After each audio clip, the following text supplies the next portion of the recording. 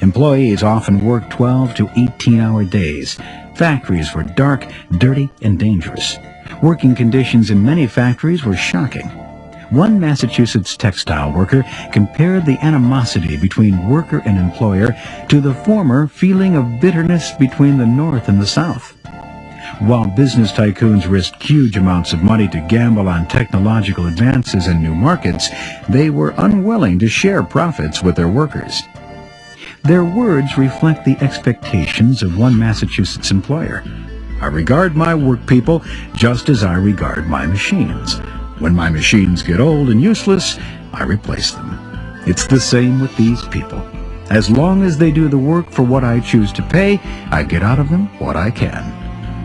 Many factory machines were run by women and children, some as young as 8 years old. These children, who were paid less than adults, were forced to work the same long hours. This was a typical factory workday for children in the textile factories around 1870. Many families depended on the small incomes of their young children to survive in America. These are the words of Sadie Frown, a 16-year-old sweatshop girl. "Those machines run like mad all day long. Sometimes my finger gets caught and the needle goes through it. If it goes through the nail too, it hurts real bad. But I just tie a rag around it and keep on sewing. Sometimes the finger has to come off. Y'all have accidents like that." If workers complained, they were quickly replaced with other immigrants eager for the work. These conditions planted the seeds for labor reform. The skilled workers, cigar makers, printers, and iron workers began to organize in 1875. Employees often worked 12 to 18-hour days. Factories were dark, dirty, and dangerous. Working conditions in many factories were shocking. One Massachusetts textile worker compared the animosity between worker and employer to the former feeling of bitterness between the North and the South.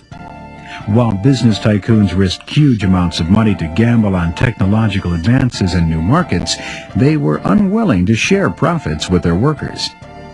Their words reflect the expectations of one Massachusetts employer.